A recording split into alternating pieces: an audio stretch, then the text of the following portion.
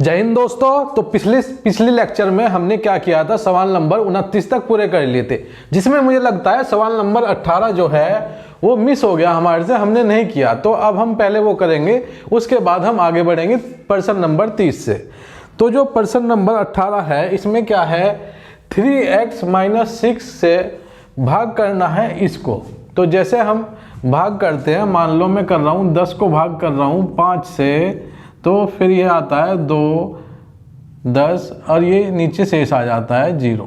ठीक है, इसी तरह से हमें ये भी ऐसे ही करना होता है। इसमें एक छोटी सी बात है जो आपको बस जाननी पड़ेगी, वो क्या है देखिएगा, ध्यान दीजिएगा। ये क्या है यहाँ पे 3x - 6। ठीक है, इसमें क्या है, हम बस इसमें पूरी इक्वेशन नहीं देखेंगे, बस पहला ये देखेंगे। पहला क्या है यहाँ पे 15x³ और यहाँ पे पहली चीज़ क्या है 3x। इसके अलावा अभी हम और कुछ नहीं देखेंगे। तो अब क्या है, हमें 3x को अगर 15x बनाना हो तो हम कैसे बनाएंगे। देखो, अगर मैं यहाँ पे 3x को किससे गुणा करूँ, मैं किससे गुणा करूँ जो कि क्या आ जाए, मैं किससे गुणा करूँ जो कि क्या आ जाए 15x³। तो जो ये किससे है, अब मैं अगर इसे इधर ले जाता हूँ 3x को, ये पता चल जाता है किससे करें 15x³ बटे 3x। तो ऊपर 3x है, नीचे 1x है, तो जब भाग में होता है तो वो 1 कम हो जाएगा, तो ये हो जाएगा स्क्वायर, और 3 से इसे काटेंगे तो 5, ये हो गया 5x²। तो इसका मतलब हमें पता चला, अगर हम 5x² की गुणा करेंगे तो ये आ जाएगा। हम डायरेक्ट भी कर सकते थे, कैसे, यहाँ पे 3 है तो 3 को हमें बनाना है 15, तो हमने क्या लिखा, 3 को 15 बनाने के लिए हमें किससे गुणा करनी पड़ेगी 5 से।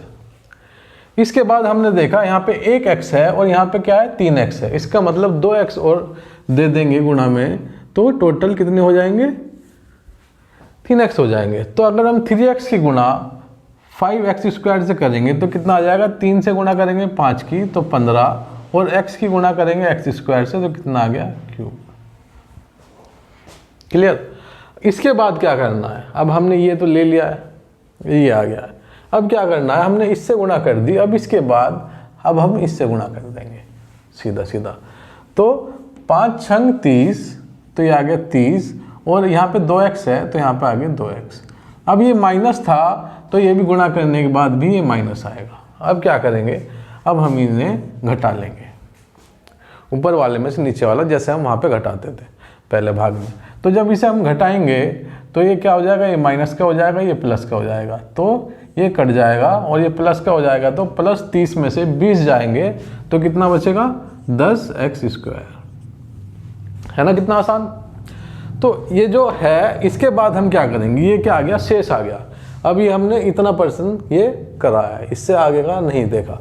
अब हम क्या करेंगे, ये 13 जो है ये नीचे कॉपी कर लेंगे ऐसे कैसे ही, तो ये हमने कॉपी कर लिया, ये आ गया 10x² + 13। अब हम देखेंगे 3x को किससे गुणा करें जो वो 10x² आ जाए। तो हम जैसे ये किया था ऐसे ही करते हैं, 3x को किससे गुणा करें जो क्या आ जाए 10x² आ जाए, तो 10x² आ जाए। तो हमने किससे गुणा करें, ये 3x दूसरी तरफ जाएगा इक्वल टू से, तो इधर गुणा में है तो इधर जाके कितना हो जाएगा, भाग में हो जाएगा 3x। अब देखिएगा, ये 1x नीचे है 2x ऊपर है, तो ये ऊपर वाले में से 1 घट जाएगा, ये बचेगा 10/3 x की पावर कितना 1। ठीक है, पहले कितना था, पहले 2 था, 2 में से 1 घटाने के बाद 1 बचा, और 1 को हम ना भी लिखे तो भी चल जाएगा।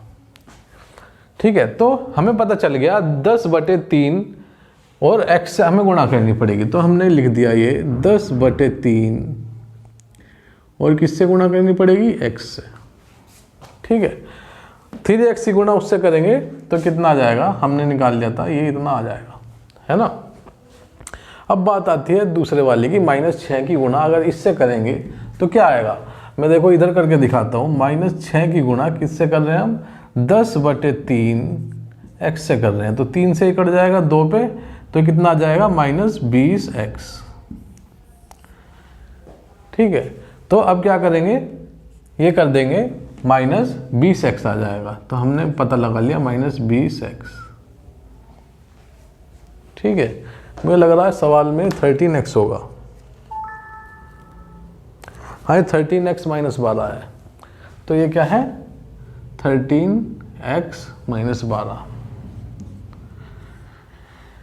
ठीक है, अब क्या करेंगे, अब वही जैसे हमने पहले किया था, क्या घटाएंगे ऊपर वाले में से नीचे वाले को, ये घटाएंगे तो ये प्लस का ये माइनस का बन जाएगा, माइनस प्लस हो जाएगा, तो घटाएंगे तो ये कट जाएगा, और ये कितना है, यहाँ +20 है, यहाँ +13 है, तो कितना हो जाएगा 33x। ठीक है, अब क्या है बचा, क्या अब ये 12 बचा, ये 12 ऐसा कैसे इसे उतार लेंगे, क्या है -12 है, तो माइनस के साथ ही हमने इसे चिपका दिया ऊपर से उठा के नीचे। क्लियर। अब क्या करना है, अब फिर से वही करना है, अब हमें क्या है 3x को क्या बनाना है 33x बनाना है, तो 3x की गुणा किससे करें जो 33x आ जाए, तो जो हमने बोला है हम वही लिख लेंगे। क्या बोला है हमने, 3x की गुणा किससे करें जो क्या आ जाए 33x आ जाए, ये हमने बोला था, और ये हमने अपनी गणित की भाषा में सीधा सीधा ऐसे ही लिख लिया। अब क्या है किससे करें, ये 3x जब = से दूसरी तरफ जाएगा, इधर गुणा में है तो दूसरी तरफ जाने पे ये भाग में बदल जाएगा, तो ये भाग में जब बदलेगा तो कितना आ जाएगा, ये आ गया 11 कटने के बाद। तो इसका मतलब हमें पता चल गया 11 से गुणा करके हम ये आ जाएगा 33x। तो हमने कर लिया किससे गुणा, 11 से गुणा किया। तो 3x की गुणा जब हमने 11 से किया तो कितना आ गया 33x, और फिर ये बचा -6 की गुणा 11 से करेंगे तो कितना आएगा -66। अब वही ऊपर वाले में से नीचे वाले को घटाएंगे, नीचे वाले को घटाएंगे तो जो प्लस का है वो माइनस का हो जाएगा, माइनस है जो प्लस का हो जाएगा। अगर इस चीज़ में दिक्कत आ रही है तो आप कमेंट बॉक्स में बताइएगा, मैं अगले लेक्चर में उस बात को क्लियर कर दूंगा। ठीक है, तो अब क्या है, ये प्लस है ये माइनस है, ये कट जाएगा, ये प्लस के 66 है, प्लस के 66 है, उसमें से कितना घटा रहे हैं हम 12, तो 12 घटाएंगे तो कितना आ जाएगा 4 और 5, ये आ गया 54 शेष आ गया इसका।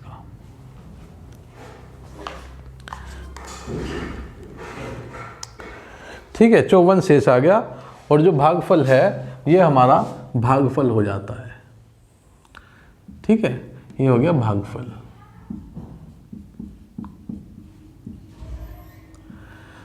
तो आपको क्या करना है, आपकी किताब में ऊपर लिखा हुआ है, उससे कोई फर्क नहीं पड़ता। ठीक है, तो इस तरह से अगर कोई भी डाउट हो तो आप मेरे से पूछिएगा। चलो अब फिर से अब हम आगे बढ़ते हैं जहाँ पे हम थे, सवाल नंबर 30 पे। तो सवाल नंबर 30 में क्या दिया हुआ है, एक मिश्रधन दिया है 800 रुपये, 800 का मिश्रधन कितने समय में इतना हो जाएगा, जबकि चक्रवृद्धि ब्याज 10% वार्षिक दर और ब्याज प्रति छमाही माना जाता है। देखो एक बात यहाँ पे ध्यान देने वाली क्या बात है, ब्याज प्रति छमाही माना जाता है, तो इस बात को हम बाद में देखेंगे। जो उसने इन्फॉर्मेशन दी हुई है उसे हम पहले लिख लेते हैं। तो उसने क्या कहा 800 रुपये, उसने क्या बताया मूलधन, मूलधन कितना दिया उसने 800, मूलधन को हम P से लिखते हैं। उसके बाद क्या है मिश्रधन कितना हो जाएगा, मिश्रधन को लिखते हैं हम A से, कितना दिया हुआ है 926.10। अब ब्याज की दर उसने क्या दी हुई है, ब्याज की दर उसने दी हुई है, ब्याज की दर मतलब कि रेट, तो रेट दिया हुआ है उसने 10% का। अब क्या है कितने समय में, तो हमें क्या बताना है, समय हमें बताना है। ठीक है, तो देखो समय हमने मान लिया T। ठीक है, समय हम मान लेते हैं T मान लिया, T का मतलब टाइम, टाइम का मतलब समय, तो समय मान लिया हमने T है। अब देखो जब क्या है ब्याज क्या हो रहा है, छमाही हो रहा है। ठीक है, ब्याज प्रति छमाही ले जा रहा है वो, तो इसका मतलब है आधा हो रहा है। ठीक है, मतलब कि 6 महीने का मतलब कितना होता है, 6 महीने का मतलब होता है आधा साल। ठीक है, आधा साल होता है ना। तो अब हम क्या करेंगे, अब यहाँ पे थोड़ा सा ध्यान से देखिएगा। अगर आपने ये समझ लिया तो यहाँ पे ये जो सवाल है वो बिल्कुल हलवा हो जाएगा। क्या है यहाँ पे, क्या है, 6 महीने में एक बार ब्याज लगता है, तो 12 महीने में, एक साल में कितनी बार ब्याज लगेगा, 2। हमें पता चल गया एक साल में 2 बार ब्याज लगेगा। तो हमने क्या किया, देखिएगा, इसे जो यहाँ पे दर थी उसे 2 से भाग कर दिया और जो समय है उसे 2 से गुणा कर दिया। तो हमारे पास समय कितना आया, 2t, और ये कितना आ गई दर, 5% की। अब हमारे पास क्या है, मिश्र धन का फॉर्मूला लगाना है। तो मिश्र धन का क्या फॉर्मूला था हमारे पास, मिश्र धन को हम लिखते हैं ए से, ए बराबर मूलधन 1/1 प्लस 1 दर बटे 100, और यहाँ टाइम हो जाता है। ठीक है, ये क्या है, मिश्र धन का फॉर्मूला हमारे पास था। अगर इसी में से ही ये लगा देंगे, मैं इतना लगा दूं बस, तो ये किसका हो जाएगा, चक्रवृद्धि ब्याज का फॉर्मूला हो जाएगा। लेकिन यहाँ पे इसकी बात नहीं हो रही।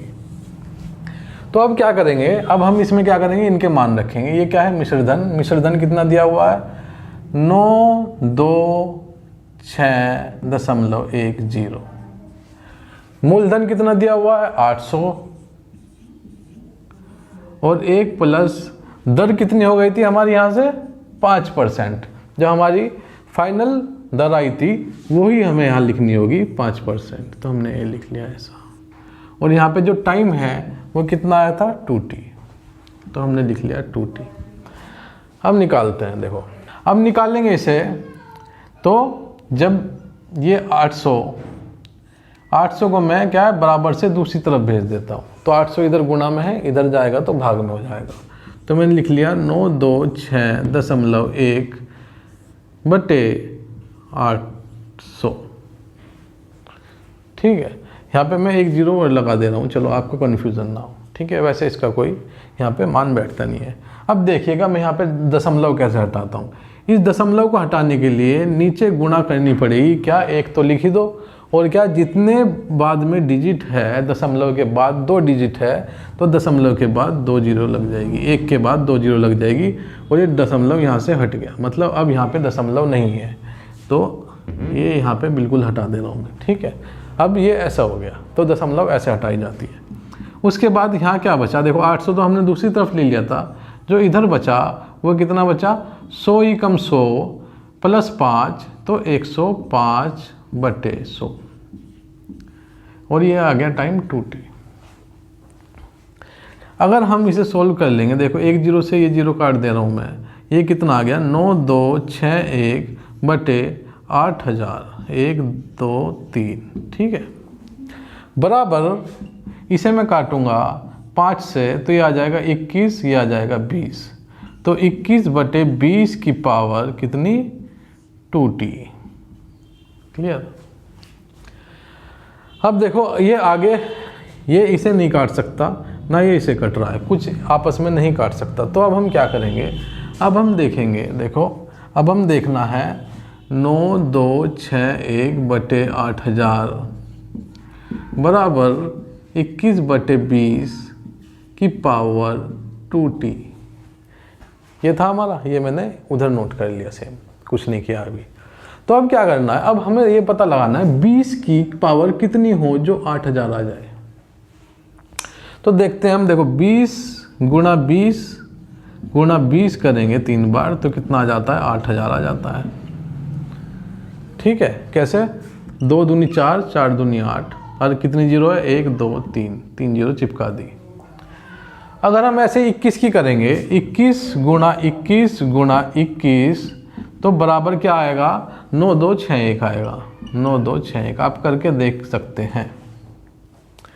तो हमें पता चल गया क्या, 21/20 की पावर कितनी है, 3 बार है। तो 9261/8000। ठीक है, ये हो गया 21/20 की पावर जो 2t दी हुई थी, वो 2t किसके बराबर है, 3 के बराबर है। और अगर 2t 2t 3 के बराबर है तो टाइम किसके बराबर है? 3/2 के। ये आ गया। 3/2 साल, 3/2 साल का मतलब क्या हुआ? 3/2 साल का मतलब क्या हुआ? 3/2 को हम करेंगे तो टाइम आ जाएगा कितना? 1.5 साल आ जाता है ना? ये इतने साल आ गया। तो यही हमें निकालना था, समय निकालना था। तो ये कितना आ गया? 1.5 साल, मतलब 1 वर्ष और 6 महीने, 6 मंथ्स या महीने, ये हमें निकालना था। तो ये वाला लेक्चर यहीं तक था। और अगर आपको अब भी क्षमता बची है सीखने में और भी जिज्ञासा अभी भी बाकी है तो जो मेरी वीडियो साइड में आ रही है आप उस पर क्लिक करके आप डायरेक्ट मेरी नेक्स्ट वीडियो पे जा सकते हैं। तो थैंक यू, जय हिंद, जय भारत।